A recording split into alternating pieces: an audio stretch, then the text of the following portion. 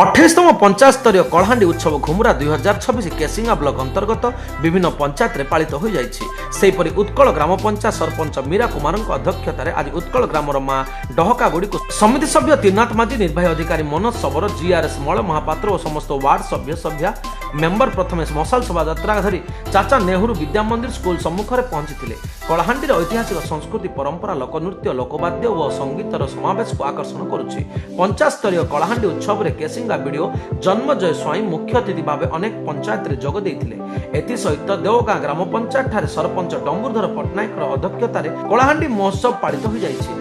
आज जो देवगाँ रे कराई कलाहांडी उत्सव 28तम कलाहांडी उत्सव जो कराई बहुत शांति श्रृंखला भाव में कराई यही पंचायतर सभापति बहुत शांति श्रृंखला भाव में समस्त को रखिंट आ समस्त एकजुट होकर आसते बहुत भिड़ होना बहुत सुख शांति एंजॉय कर समस्ते लोक भाई भौणी मैंने अच्छा समस्त को बहुत बहुत धन्यवाद आ बहुत भी खुशी लगुचे और नेक्स्ट टाइम रे भी जिनटा के उच्चकोट रही पार्बा से आम चेष्टा करना तथा आमर कला संस्कृति जनता आगे बढ़वा लोप नहीं पावा से माने पदक्षेप नहीं आगे के कला संस्कृति प्रिजर्व कर रखमा से सब चेष्टित এই উৎসবে ব্লক উপাধ্যক্ষ তথা সমিতি সভ্য রাজলক্ষ্মী পট্টনায়ক সমাজসেবী মনোজ পট্টনায়ক 1 নম্বর জোন জিলা পরিষদ সভ্য panchayat PO MD ward member माने मंचासीन होइतिले।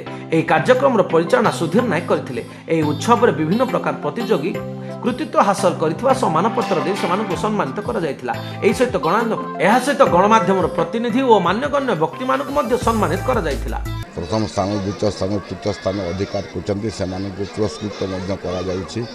आ कलाहांडीर परंपरा को जो लुकायत भाव में अच्छी ताकू विकसित करने कलाहांडी उत्सव कलाहांडी उत्सव जोटा जय कलाहांडी अच्छी कलाहांडी जय हो कलाहांडी कला कलाहांडी उन्नति हो नृत्य कलाहांडी परंपरा उन्नति हो गोटे कलाहांडी देश विदेश रे कलाहांडी जिला प्रतिनिधि मनोज कुमार सिंह को रिपोर्ट एथर संभाल लाइव।